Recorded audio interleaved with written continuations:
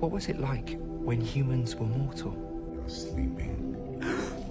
A young boy on a train platform is presented with a life-altering choice. Nemo! Remember. What if there was a film that refused to be neatly categorized? It was meant to be. Have you heard of the butterfly effect? A mind-bending, emotionally resonant film about life choices and the infinite possibilities that stem from one single decision. What time is it? A film that plays with the ideas of quantum mechanics, the butterfly effect, and the chaos that emerges when we attempt to control every outcome within our lives. Time did not exist. And while plenty of films explore timeline theory,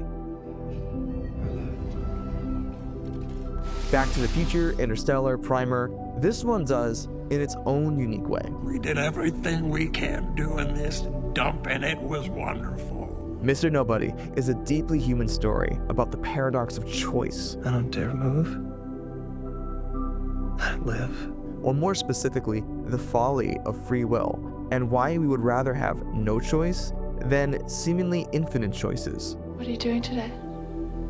I was thinking about taking the opportunity to wash the car. Together, we will uncover what it says about life, death, and everything else in between. Remember. He has a special gift. He was born able to see how his decisions would influence the rest of his life. What's wrong? Why are you looking at me like that? And this parallels aspects of my own life in many ways. I remember recently taking a walk, enjoying the sun, and reflecting on my life. What led up to the current version of me today. While doing that, I was reminded of films that touch on memory and the past influencing our lives. I thought of films like Eternal Sunshine of the Spotless Mind or Everything Everywhere All at Once, both of which share thematic and cinematic themes, even with this film. Yet I found myself reflecting on Mr. Nobody and its influence on my life. Digging online, I had to see what others had felt and how it affected their lives. It was like taking acid. Mr. Nobody, behind its surface, is about small choices rippling outward, shaping vastly different lives. Young Nemo being forced to choose between living with his mother or father. Daddy, is it my fault? Of course not. A moment any young child will struggle with immensely.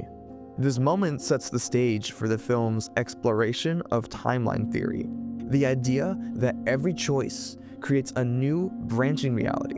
In each version of Nemo's life, he experiences love, loss, success, and failure, showing us that no path is perfect. We'll bring clear skies for the whole weekend. Through this lens that Mr. Nobody aligns with chaos theory, demonstrating how seemingly insignificant moments, missing a train, flipping a coin, can alter the trajectory of our entire existence. Nemo, aware of the infinite versions of himself, No one knows the future. So I can remember it. tries to control for every possible outcome. Cannot go back. That's why it's hard to choose. But the film reminds us that life is unpredictable. We cannot fully account for chaos. Sometimes things happen, and I have the feeling that they've already happened before. His obsessive calculations and cautious approach to decision-making stem from a deep fear of regret, which only serves to paralyze him further. The film critiques our tendency to overanalyze choices, showing that no matter how much we try to predict or control life, randomness and chance will always play a role.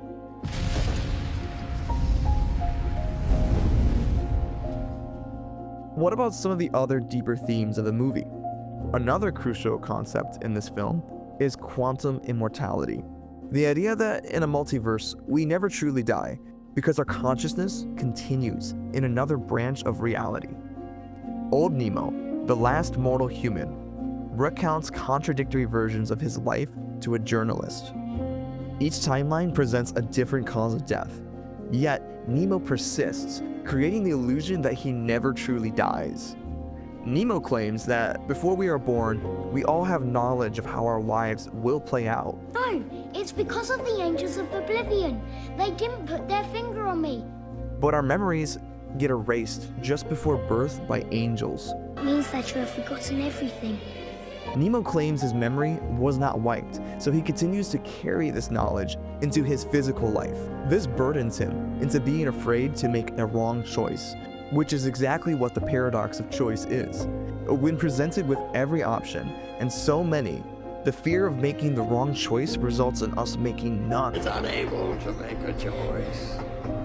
As if we never had a choice to begin with. As the film progresses, we see that Nemo somehow lived out various different lives, stemming from his fear of choice in order to seek the best life. He has different wives, kids, and in some variations, coming from a difficult decision he makes as a young boy, having to choose between living with his mother or staying with his father. His existence becomes a paradox, reinforcing the idea that we may be both alive and dead simultaneously in alternate realities. As Nemo nears the end of his life, the lines between realities blur, the confusion of old age, and the way memories become fragmented with time. This confusion is heightened by the film's non-linear storytelling, making it difficult to distinguish reality from imagination. Every path ultimately ends with him dying alone. Yet, he remains caught in the paradox of infinite lives, a concept that mirrors the way our past choices linger in our consciousness, shaping our identities long after the moments have passed. And it's at the end of his life he says something very profound. Each of these lives is the right one. Living all these variations and different timelines has taught Nemo that not one life has more intrinsic value than the other. Everything could have been anything else, and it would have just as much meaning. The good and the bad, Nemo still found value in each timeline and each story that he lived. I strive to wonder how much experiencing so much life would change one's view on its value. Would it allow one to find more value within things people wouldn't? Life is a playground. This got me thinking about some of the other visual themes this movie uses. One of the film's most striking motifs is water, which represents Nemo's struggle with choice and control. Throughout his various lives, water appears as both a destructive and purifying force. In some timelines, he drowns, whether literally in a car accident or metaphorically in a life devoid of meaning. Nemo, do I matter to you? I've done everything to reach this point, and now that I'm here, I'm fucking bored. It is my handwriting. In others, water is tied to love and freedom, like his first sight of Anna swimming gracefully or their reunion by a lake. Notably, Nemo never learns to swim. This symbolizes his fear of diving into life's uncertainties. His eventual understanding of life's inconsistency is marked by his acceptance of water, culminating in the film's final moments, where the lake is calm and Nemo has finally come to peace with the choices he has or has not made. Water also represents emotional fluidity, how our decisions shape the course of our emotions and relationships. When Nemo is with Elise, the water manifests as a torrential rain, symbolizing her depressive episodes and their unstable relationship. I'm leaving you!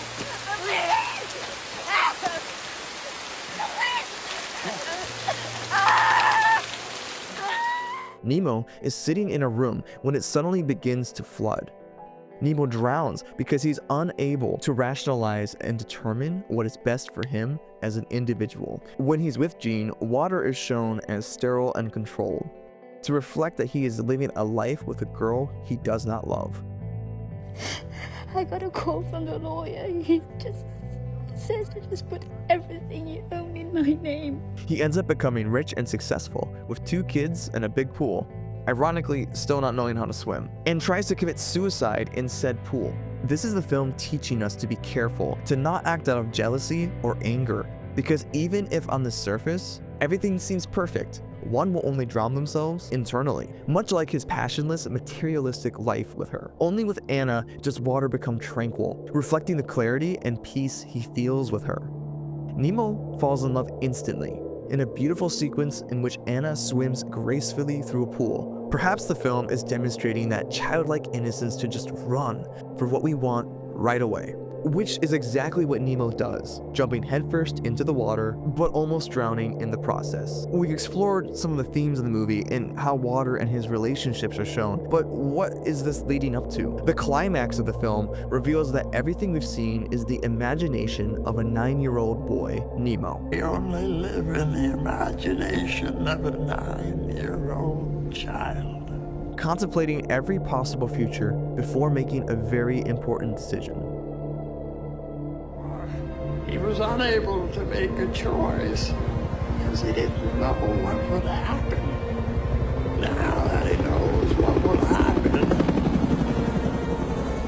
he is unable to make a choice. But instead of choosing his mother or father, he runs away, refusing to be limited by binary choices. This final act is a very powerful statement. There is no singular right path. Every choice holds meaning, and every life is valid in its own way. We learn while we may think our choices and actions affect the world a certain way, reality says we know very little about the forces that move our lives into certain directions. And as old Nemo tells the journalist, each of these lives is the right one. Every path is the right path. Everything could have been anything else, and it would have had just as much meaning. This realization frees him. He no longer fears making the wrong choice because he understands that happiness isn't found in picking the perfect path. It's in embracing the unknown. The film suggests that rather than obsessing over our past decisions or fearing future ones, we should accept that life is inherently uncertain. Tendency of the universe